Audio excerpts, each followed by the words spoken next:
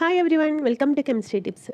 നമ്മുടെ dairy farm എക്സാമിൻ്റെ date വന്നു. അതിനുവേണ്ടിയുള്ള തകൃതിയായിട്ടുള്ള പ്രിപ്പറേഷനിലാണ്. അപ്പോൾ കഴിഞ്ഞ തവണ ഡയറിയുടെ ക്വസ്റ്റ്യൻ പേപ്പർ ഉണ്ടായിരുന്നു.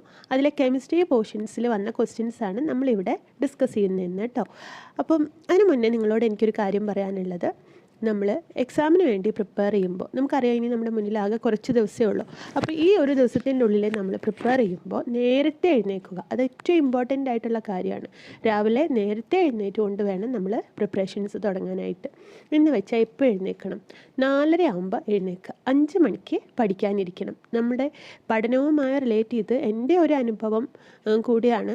ഏറ്റവും നല്ല പെർഫെക്റ്റ് ടൈം എന്ന് പറയുന്നത് രാവിലെ 4:30 എഴുന്നേറ്റ് 5 മണിയാകുമ്പോഴത്തേന്, എന്ന് വെച്ചാൽ നമുക്ക് പ്രാർത്ഥിക്കാനുണ്ടാവും, നമ്മുടേതായ കാര്യങ്ങളൊക്കെ രാവിലെ കഴിച്ച് കറക്റ്റ് 5 മണിക്ക് നമ്മൾ പഠിക്കാൻ തയ്യാറെടുക്കണം, പഠിക്കാൻ ഇരുന്നിരിക്കണം. വളരെ വിജയത്തിലേക്ക് എത്തിയിട്ടുള്ള, നല്ല നിലയിൽ നിന്ന് എത്തിയിട്ടുള്ള ആളുകളുടെ ഒക്കെ ഒരു സീക്രട്ട് ടൈമിംഗ് ആണ് രാവിലെ 4:30 എഴുന്നേൽക്കുക എന്നുള്ളത്.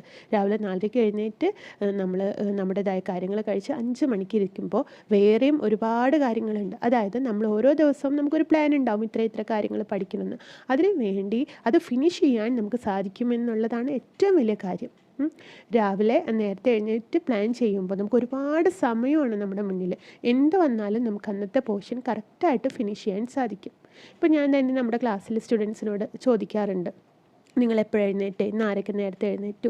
അപ്പോൾ കുറേ പേര് എഴുന്നേറ്റിട്ടുണ്ടാവും, കുറച്ച് പേര് എഴുന്നേറ്റിട്ട് പഠിക്കാൻ പറ്റിയിട്ടുണ്ടാവില്ല, അല്ലെങ്കിൽ ചിലർ എഴുന്നേൽക്കാൻ മടിയായിട്ടുണ്ടാവും. അപ്പോൾ എന്ത് വന്നാലും നമുക്ക് നിർബന്ധം എന്ന് തോന്നിക്കഴിഞ്ഞാൽ നമ്മളത് ചെയ്തിരിക്കും. ഇന്നൊരു സിനിമയ്ക്ക് പോകണമെന്ന് പറഞ്ഞ് നമ്മുടെ ഹസ്ബൻഡ് വന്ന് പറഞ്ഞു, ഇന്ന് വൈകുന്നേരം ഒരു ഫിലിം കാണാൻ പോയാലോ എന്ന് ചോദിച്ചു കഴിഞ്ഞാൽ എല്ലാ തിരക്കുകളും മാറ്റി വെച്ച്, അല്ലെങ്കിൽ ഒരു ട്രിപ്പ് പോയാലോ എന്ന് ചോദിച്ചു കഴിഞ്ഞാൽ ഇല്ലാത്ത സമയമൊക്കെ നമ്മൾ അവിടെ ഉണ്ടാക്കും. അത് നമുക്ക് ആവശ്യമാണ് അല്ലേ? അതുകൊണ്ടാണ്. അതുപോലെ ഇതും ഒരു അത്യാവശ്യമായ കാര്യമാണെന്ന് വിചാരിച്ച് നിങ്ങൾ കിടന്നു കഴിഞ്ഞാൽ ഒരു അലാറം പോലും ഇല്ലാതെ നിങ്ങൾക്ക് 4:30 എഴുന്നേൽക്കാൻ സാധിക്കും. മൂന്നാമത്തെ കാര്യം എന്ന് പറഞ്ഞാൽ ആ ഒരു സമയത്ത് ഒരു ബഹളങ്ങളും ഇല്ല, അതുപോലെ വലിയ വലിയ ശബ്ദങ്ങളും കുട്ടികളുടെ ബഹളങ്ങളും അല്ലെങ്കിൽ ഫോൺ കോൾസും ഒന്നും നമ്മളെ ശല്യപ്പെടുത്താനില്ല. വളരെ കാമായിട്ടുള്ള ഒരു അറ്റ്മോസ്ഫിയർ ആണ് അപ്പോൾ അല്ലേ? പ്ലാന്റ്സും ഒക്കെ ഉണരുന്ന സമയമാണ്. ശരിക്കും പറഞ്ഞാൽ നല്ല ഒരു അറ്റ്മോസ്ഫിയർ, നല്ല അവരൊക്കെ ബ്രീത്ത് ചെയ്ത് തുടങ്ങുന്ന സമയമാണ്, ഉറക്കത്തിൽ നിന്ന് ഉണർന്നു വരുന്ന സമയമാണ്. ശബ്ദങ്ങളില്ലാന്ന് മാത്രമല്ല പൊല്യൂഷനും കുറവായിട്ടുള്ളൊരു നേരമാണത്. വണ്ടികളൊക്കെ കുറവായിരിക്കും. ഇപ്പോൾ എനിക്കറിയാം, ഞാനൊരു ടൗണ് പോലെ ഒരു സ്ഥലത്താണ് താമസിക്കുന്നത്. എന്തൊരു ഒച്ചയും ബഹളമാണെന്നറിയോ. അപ്പോൾ ആ ഒരു സമയത്ത് നമുക്ക് വളരെ റിലാക്സ് ആയിട്ടുള്ള മൈൻഡാണ്. ഞാൻ എന്ന് എഴുന്നേൽക്കുമ്പോഴും എനിക്ക് തോന്നാറുള്ള ഒരു കാര്യം, ഞാനാണ് ആദ്യം ഇവിടെ എഴുന്നേൽക്കുക. അപ്പോൾ എനിക്ക് ഭയങ്കര സന്തോഷമാണ്. എനിക്ക് തോന്നും ഈ ഒരു വീട് ഫുള്ള് ഞാനാണ് അല്ലേ, എല്ലാവരും ഉറങ്ങുന്ന നേരമാണ്. സോ നമ്മളായിരിക്കും അവിടുത്തെ ലീഡർ. അതൊരു വലിയൊരു മെൻ്റൽ സ്ട്രെങ്ത്താണ്. നമ്മളാണ് ഇപ്പോൾ ഇവിടെ ഉണർന്നിരിക്കുന്നത്, നമ്മൾ മാത്രം അല്ലേ? നമ്മുടെ ഒരു ലോകം, നമ്മുടേതായ ഒരു ലോകത്താണ് ഇപ്പോൾ ഇരിക്കുന്നത്. സോ ഞാനാണിപ്പോൾ ഇവിടുത്തെ ലീഡർ എന്ന് തോന്നുമ്പോൾ നമുക്ക് വളരെ റിലാക്സ് ആയിട്ടുള്ളൊരു മൈൻഡ് കിട്ടും. അതുപോലെ വളരെ നന്നായിട്ട് പഠിക്കാനും പറ്റും. അപ്പോൾ നമുക്കൊരു പോസിറ്റീവ് എനർജി കിട്ടുന്ന സമയമാണ്. അപ്പോൾ 4:30 എഴുന്നേൽക്കുക എന്ന് പറഞ്ഞാൽ ഒരുപാട് ഗുണങ്ങളുണ്ട്. കിട്ടിയോ? പ്രത്യേകിച്ച് കുഞ്ഞു മക്കളൊക്കെ ഉണ്ടെങ്കിൽ നിങ്ങൾക്ക് അറിയാലോ, ഒത്തിരി ബുദ്ധിമുട്ടാണ് അവരുടെ ബഹളം ഇല്ലാതെ പഠിക്കാനൊക്കെ. അപ്പോൾ ആ സമയത്ത് അവരൊക്കെ ഉറങ്ങുന്ന സമയമാണ് അല്ലേ? അപ്പോൾ നമ്മുടെ പ്രാർത്ഥനകളും കാര്യങ്ങളൊക്കെ കഴിച്ച് വെച്ച് കറക്റ്റ് 5 മണിക്ക് തന്നെ എല്ലാവരും പഠിക്കാനിരിക്കണം. അത് വളരെ എനർജിയാണ്. നിങ്ങളൊന്ന് ട്രൈ ചെയ്ത് നോക്കൂ. ഒരു തവണ നിങ്ങൾ അങ്ങനെ ശ്രമിച്ചു കഴിഞ്ഞാൽ നിങ്ങൾക്ക് തീർച്ചയായും സാധിക്കും. ഓക്കെ, അപ്പോൾ നമ്മൾ ഇന്ന് പറഞ്ഞ കാര്യം പ്രീവിയസ് ക്വസ്റ്റ്യൻ പേപ്പർ ഡിസ്കഷനാണ് അല്ലേ? ഡയറിയുടെ ടോപ്പിക്കാണ് കേട്ടോ. ഡയറി ക്വസ്റ്റ്യൻ പേപ്പറിലെ പ്രീവിയസ് ക്വസ്റ്റ്യൻസ് ആണ്. കെമിസ്ട്രിയിൽ നിന്നുള്ള ഭാഗങ്ങൾ മാത്രമേ നമ്മൾ ഇന്ന് ഡിസ്കസ് ചെയ്യുന്നുള്ളൂ. എൻ്റർ ക്വസ്റ്റ്യൻ പേപ്പർ നമ്മൾ ചെയ്യും, അത് ഓരോ സെക്ഷനായിട്ട് ചെയ്യും, എന്നാലേ നിങ്ങൾക്ക് പഠിക്കാൻ പറ്റുള്ളൂ കറക്റ്റായിട്ട്. അപ്പോൾ ഞാനെല്ലാം നമുക്ക് വേണ്ടി ഈ ഒരു ക്വസ്റ്റ്യൻ പേപ്പർ ചെയ്ത് തന്നിരിക്കുന്നത് എൻ്റെ തന്നെ ഒരു ഫാക്കൽറ്റി ആയിട്ടുള്ള സ്നേഹയാണ്. അപ്പോൾ നമുക്ക് ആ വീഡിയോയിലോട്ടൊന്ന് പോവാം. Welcome to Chemistry Tips. Today we are going to discuss about the Dairy Farm Instructor previous year question paper. അതിൽ നമ്മൾ കെമിസ്ട്രി റിലേറ്റഡ് ക്വസ്റ്റ്യൻസ് ആണ് ഈ വീഡിയോയിൽ ഡിസ്കസ് ചെയ്യാൻ വേണ്ടി പോകുന്നത്. ഇതിൽ നമുക്ക് 17 ക്വസ്റ്റ്യൻസ് ആണ് പ്രീവിയസ് ഇയറിൽ കെമിസ്ട്രി റിലേറ്റഡ് ആയിട്ട് ചോദിച്ചിട്ടുള്ളത്. ആ ചോദ്യങ്ങളും അതിൻ്റെ ആൻസേഴ്സും അതിൻ്റെ എക്സ്പ്ലനേഷൻസും റിലേറ്റഡ് ആയിട്ടുള്ള ക്വസ്റ്റ്യൻസ് വരാനുള്ള സാധ്യതയുള്ളതുമാണ് ഈ വീഡിയോയിൽ ഉൾപ്പെടുത്തിയിരിക്കുന്നത്. First question, that is, in hydrogen spectrum, the series in the visible region is. Options are bracket series, lineman series, Balmer series, Fund series. അപ്പോൾ ഇതിൽ ഹൈഡ്രജൻ സ്പെക്ട്രത്തിൽ വിസിബിൾ റീജിയത്തിൽ വരുന്ന സ്പെക്ട്രം സീരീസ് ഏതാണെന്നാണ് ചോദിച്ചേക്കുന്നത്. ആൻസർ ബാമർ സീരീസ് ആണ്. Balmer series ആണ് visible റീജിയൻ്റെ റേഞ്ചിൽ വരുന്നത്. അപ്പോൾ ആദ്യം തന്നെ നമുക്ക് എന്താണ് ആറ്റോമിക് സ്പെക്ട്ര എന്ന് അറിയാം. എല്ലാ ആറ്റത്തിനും അതിൻ്റേതായിട്ടുള്ള ഒരു ആറ്റോമിക് സ്പെക്ട്ര ഉണ്ടാവും. ആ ആറ്റോമിക് സ്പെക്ട്ര എങ്ങനെയാണ് വരുന്നത്? The emission of light result from electronic transition that occurs when atom is raised to electronic excited state return to their lower state. This is atomic spectra. ഇതിൽ തന്നെ എല്ലാ ആറ്റത്തിനും അതിൻ്റേതായ atomic Spectra ഉണ്ട്. ആ atomic Spectra നമുക്ക് analyse ചെയ്യാൻ വളരെ complicated ആയിരിക്കും. ആറ്റോമിക് നമ്പർ കൂടുന്നതിനനുസരിച്ച് അതിൻ്റെ ആറ്റോമിക് സ്പെക്ട്ര വളരെയധികം കോംപ്ലക്സ് ആയിട്ട് വരും. Hydrogen being the lowest atomic number element, ഈ ഹൈഡ്രജൻ്റെ സ്പെക്ട്ര മാത്രമേ നമുക്ക് അനലൈസ് ചെയ്യാൻ വേണ്ടി പറ്റിയിട്ടുള്ളൂ. അതുകൊണ്ട് തന്നെ അതിൻ്റെ സീരീസിനെ കുറിച്ച് നമുക്ക് ഒരുപാട് സ്റ്റഡീസ് നടത്തിയിട്ടുണ്ട്. ഈ സ്റ്റഡീസിൽ നമുക്ക് മനസ്സിലായത് ബാമർ സീരീസ് അതിൻ്റെ വിസിബിൾ റീജിയനും, ലൈൻമാൻ സീരീസ് അൾട്രാവയലറ്റ് റീജിയനിലും, Paschen, Brackett and Pfund series infrared റീജിയനിലും ഉൾപ്പെടുന്നതായിട്ടാണ് വരുന്നത്. Okay, next question, that is the chemical name of bleaching powder. The options are calcium carbonate, calcium hypochlorite, calcium phosphate and calcium cyanide. The answer is option B, that is calcium hypochlorite. ഇതുമായിട്ട് relate ചെയ്ത് വരുന്ന വേറൊരു question നമുക്ക് നോക്കുകയാണെങ്കിൽ ഇപ്പം നമുക്ക് ചോദിക്കാം the chemical name of what calcium carbonate, അല്ലെങ്കിൽ the chemical name of limestone is, the answer will be the calcium carbonate. Calcium carbonate ആണ് ലൈം സ്റ്റോണിൽ അടങ്ങിയിരിക്കുന്നത്. അല്ലെങ്കിൽ the chemical name of slaked lime അല്ലെങ്കിൽ ഹൈഡ്രേറ്റഡ് ലൈം എന്ന് പറയുന്നത് calcium hydroxide ആണ്. അങ്ങനെയും ക്വസ്റ്റ്യൻസ് ഉണ്ടാവാം. Next question, that is bell metal is an alloy of, the options are iron and chromium, copper and nickel, copper and tin, copper and zinc. ഇതിൽ bell metal എന്ന് പറയുന്നത് alloy of copper and tin ആണ് വരുന്നത്. Option C ആണ് answer ആയിട്ട് വരുന്നത്. എന്താണ് bell metal എന്ന് പറഞ്ഞു കഴിഞ്ഞാൽ? ബെൽ മെറ്റൽ എന്ന് പറയുന്നത് 78% കോപ്പറും 22% ടിന്നും അല്ലെങ്കിൽ ഒരു അലോയ് ആണ്. അലോയ് എന്ന് പറയുന്നത് is A homogeneous mixture of 2 or more metals ആണ് വരുന്നത് അല്ലേ. It is also known as bronze. It is well known for their corrosion resistant property. മാത്രമല്ല ബെൽ മെറ്റലിന് ഒരു യുണീക്ക് സൗണ്ട് ആയിരിക്കും ഉണ്ടാവുക. അതുകൊണ്ടാണ് അത് ബെൽ ഉണ്ടാക്കാൻ വേണ്ടിയിട്ടൊക്കെ കൂടുതലായിട്ട് യൂസ് ചെയ്യുന്നത്. The next question is lime water contains, the options are sodium hydroxide, calcium hydroxide, sodium carbonate and calcium chloride. Obviously lime water ഇതിന് റിലേറ്റഡ് ആയിട്ടുള്ളൊരു ക്വസ്റ്റ്യൻ നമ്മൾ നേരത്തെ സ്ലൈഡിൽ പറഞ്ഞിട്ടുണ്ടായിരുന്നു. Option B will be the answer, that is calcium hydroxide. ഇതുമായിട്ട് relate ചെയ്തപ്പോൾ ഇതേപോലെയുള്ള വേറൊരു ക്വസ്റ്റ്യൻ വരികയാണെങ്കിൽ തന്നെ ഒരു കോമൺ നെയിം വേണമെങ്കിൽ നമുക്ക് ചോദിക്കാം. ഇപ്പോൾ കോസ്റ്റിക് സോഡ അല്ലെങ്കിൽ ലൈ എന്ന് പറയുന്നത് ഏതായിരിക്കും എന്ന് ചോദിച്ചു കഴിഞ്ഞാൽ it is the sodium hydroxide. Sodium hydroxide ആണ് കോസ്റ്റിക് സോഡ അല്ലെങ്കിൽ ലൈ എന്ന് പറയുന്നത്. അതേപോലെ വാഷിംഗ് സോഡ എന്താണെന്ന് ചോദിച്ചു കഴിഞ്ഞാൽ washing soda is nothing but sodium carbonate. Baking soda എന്ന് പറഞ്ഞാൽ സോഡിയം ബൈകാർബണേറ്റ് ആണ്. അപ്പോൾ ഇതൊക്കെ പ്രീവിയസ് ഇയർ ക്വസ്റ്റ്യൻ പേപ്പേഴ്സിൽ ഉള്ളതാണ്. പല എക്സാംസിൻ്റെ പ്രീവിയസ് ഇയർ ക്വസ്റ്റ്യൻ പേപ്പേഴ്സിലൊക്കെ നമുക്കിത് കാണാൻ പറ്റുന്നതായിരിക്കും. The next question is temporary hardness of water is due to, the options are calcium sulfate, calcium bicarbonate, magnesium sulfate and calcium chloride. അപ്പോൾ ഇതറിയുന്നതിന് നമുക്ക് ആൻസറിലോട്ട് പോകുന്നതിന് മുന്നേ നമുക്ക് ടെമ്പററി ഹാർഡ്നെസ്സിനെ കുറിച്ചിട്ടൊന്ന് ഡിസ്കസ് ചെയ്യാം. ഹാർഡ്നെസ് ഓഫ് വാട്ടർ 2 ടൈപ്പിലാണ് ഹാർഡ്നെസ് ഓഫ് വാട്ടർ ഉണ്ടാവുക. അതിൽ 2 ടൈപ്പ് ഹാർഡ്നെസ് പറയുന്നത് ടെമ്പററി ഹാർഡ്നെസ്സും പെർമനൻറ്റ് ഹാർഡ്നെസ്സും ആണ് വരുന്നത്. ടെമ്പററി ഹാർഡ്നെസ് സാധാരണ ഉണ്ടാവാനുള്ള കാരണം it's due to the bicarbonates of calcium and magnesium. കാൽഷ്യത്തിൻ്റെയോ മെഗ്നീഷ്യത്തിൻ്റെയോ ബൈകാർബണേറ്റ്സ് നമ്മുടെ വാട്ടറിൽ ഉണ്ടെങ്കിലാണ് അതിനെയാണ് ടെമ്പററി ഹാർഡ്നെസ് എന്ന് പറയുക. ഇത് നമുക്ക് ഡയറക്റ്റ് ഒന്ന് ബോയിൽ ചെയ്ത് കഴിഞ്ഞാൽ ആ ഹാർഡ്നെസ് നമുക്ക് റിമൂവ് ചെയ്ത് കളയാൻ വേണ്ടി പറ്റും. അതേപോലെ പെർമനൻറ്റ് ഹാർഡ്നെസ് എന്ന് പറയുന്നത് it's a presence of chlorides and sulphates of calcium and magnesium. കാൽഷ്യത്തിൻ്റെയും മെഗ്നീഷ്യത്തിൻ്റെയും ക്ലോറൈഡ്സും അതേപോലെ സൾഫേറ്റ്സും ഉണ്ടെങ്കിൽ ആ ഹാർഡ്നെസ്സിന് പറയുന്ന പേരാണ് പെർമനൻറ്റ് ഹാർഡ്നെസ്. അപ്പോൾ ഇത് നമുക്ക് മനസ്സിലായി ടെമ്പററി ഹാർഡ്നെസ് ബൈകാർബണേറ്റ്സ് കൊണ്ടാണ് ഉണ്ടാവുന്നത്. അപ്പോൾ നമ്മുടെ ക്വസ്റ്റ്യനും അതാണ് temporary hardness of water is due to എന്നാണ് നമ്മുടെ ക്വസ്റ്റ്യൻ വന്നിരിക്കുന്നത്. അപ്പോൾ നമുക്ക് എവിടെയെങ്കിലും ബൈകാർബണേറ്റ്സ് ഉണ്ടോയെന്ന് മാത്രം തപ്പിയാൽ മതി. കാൽഷ്യത്തിൻ്റെയോ മെഗ്നീഷ്യത്തിൻ്റെയോ ബൈകാർബണേറ്റ്സ് വന്നു കഴിഞ്ഞാൽ ഒബിയസ്ലി ഇത് ടെമ്പററി ഹാർഡ്നെസ് ഉണ്ടാക്കും. So the answer will be the option B, that is calcium bicarbonate. Next question, the half-life period of carbon-14 is used to calculate the age of fossils.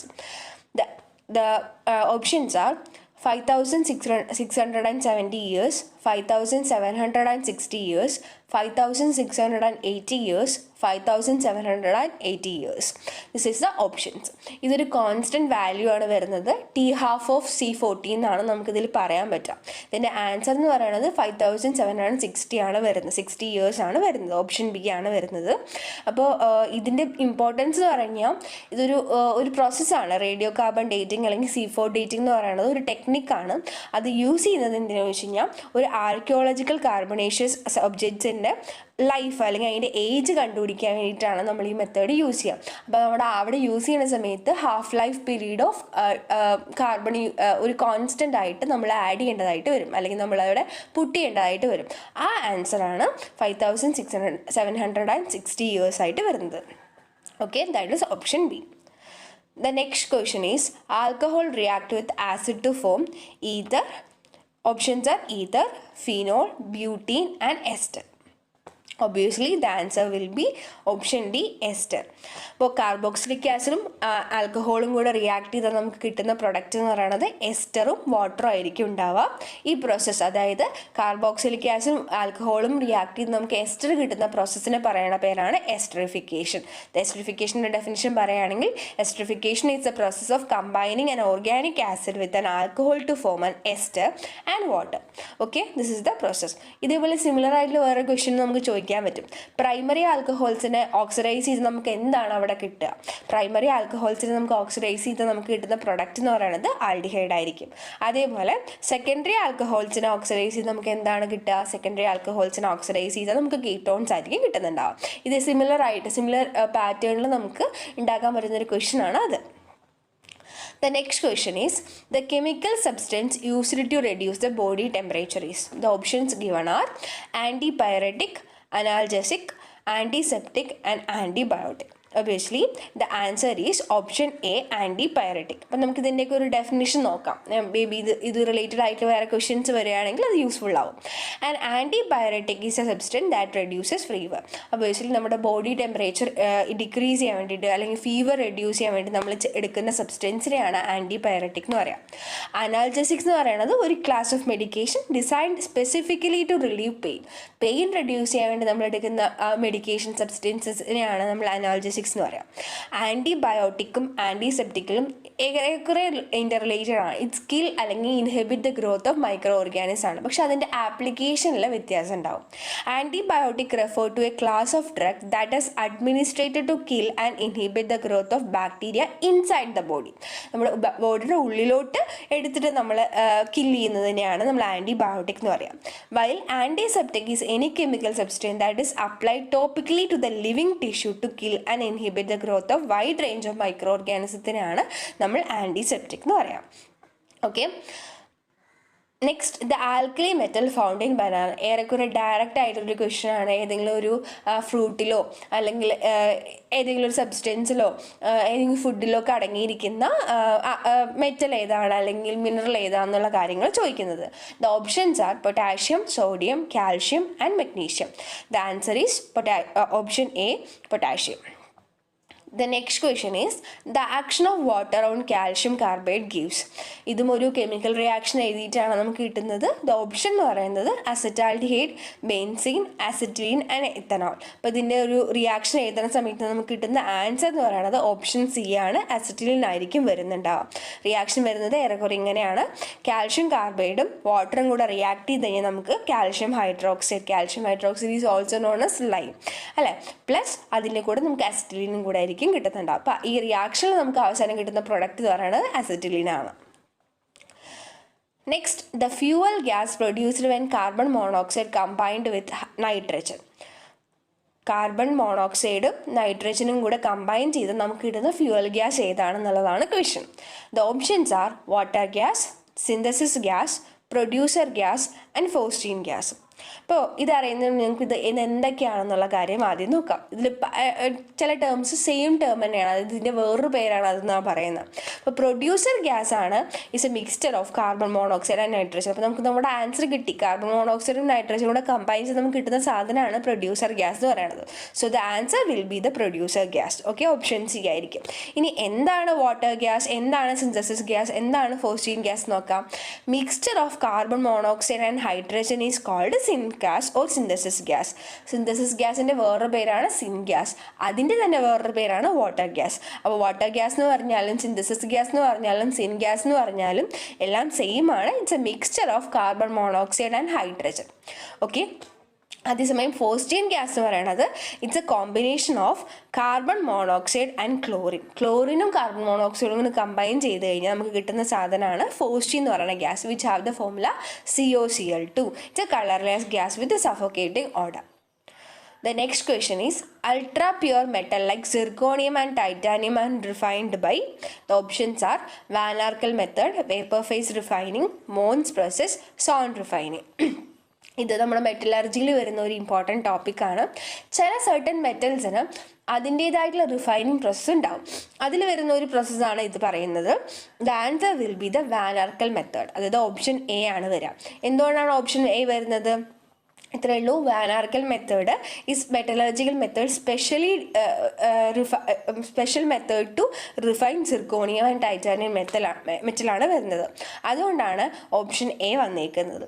Vapour phase refining എന്ന് പറഞ്ഞു കഴിഞ്ഞാൽ ഇതേപോലത്തെ ഒരു method, purifying method തന്നെയാണ്, which converting its in to the metal in to its volatile compound and then decomposing in to the obtain the pure metal. അപ്പോൾ ശരിക്കും zirconium titanium ഒക്കെ ഈ മെത്തേഡിലൂടെ നമുക്ക് പ്യൂരിഫൈ ചെയ്യാൻ വേണ്ടി പറ്റും. പക്ഷേ സിർക്കോണിയത്തിനും ടൈറ്റാനിയത്തിനും എസ്പെഷ്യലി പറഞ്ഞിരിക്കുന്ന ഒരു റിഫൈനിങ് പ്രോസസ്സാണ് വാൻ ആർക്കൽ മെത്തേഡ്. അതുകൊണ്ടാണ് നമ്മൾ ഓപ്ഷൻ എ ഇവിടെ ചൂസ് ചെയ്തത്.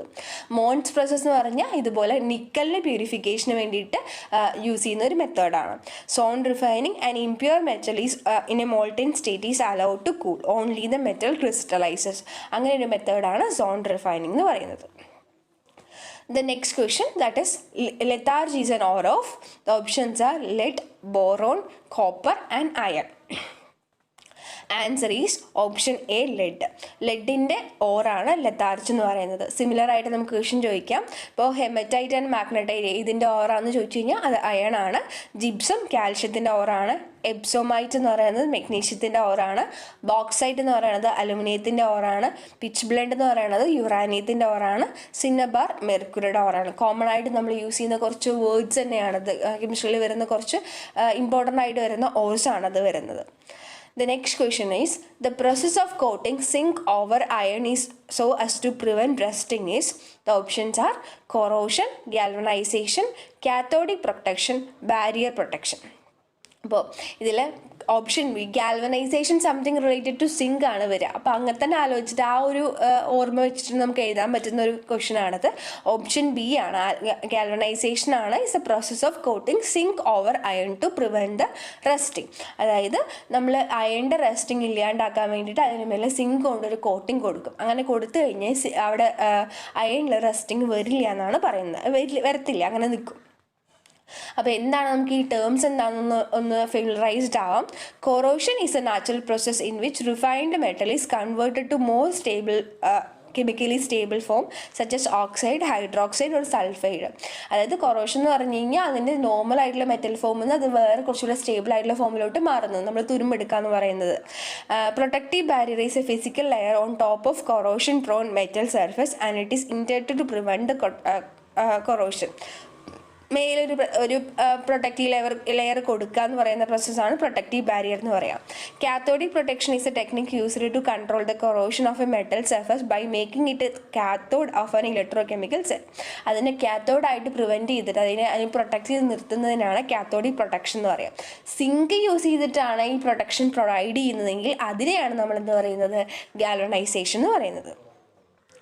The next question, in order to lower the temperature below 0 degrees Celsius, the substance mixed with ice is, that's a direct question, that is sodium chloride. നമ്മൾ temperature, അപ്പോൾ ഐസിൻ്റെ temperature 0 degree സെൽഷ്യസിൽ നിന്ന് കുറയ്ക്കാൻ വേണ്ടിയിട്ട് നമ്മൾ അതിൽ ഏത് സബ്സ്റ്റൻസ് ആണ് ആഡ് ചെയ്യേണ്ടത് വെച്ച് കഴിഞ്ഞാൽ ദാറ്റ് ഈസ് കോമൺ സോൾട്ട് ആണ് വരുന്നത്, സോഡിയം ക്ലോറൈഡ് ആണ് വരുന്നത്. The next question, the presence of ammonium ion is detected by the reagent. Options are Tollens reagent, Nessler's reagent, Fehling solution and Baeyer's reagent? The answer is option B, Nessler's reagent. അപ്പോൾ ടോളൻസും ഫെല്ലിങ്സും ബെയേഴ്സും ഒക്കെ എന്തിനാണ് use ചെയ്യുന്നത് ചോദിച്ചു കഴിഞ്ഞാൽ, ടോളൻസ് reagent നമ്മൾ ആൽഡിഹൈഡ്സിൻ്റെ ഡിറ്റക്ഷന് വേണ്ടിയിട്ട് use ചെയ്യുന്ന റിയേജൻ്റ് ആണ്.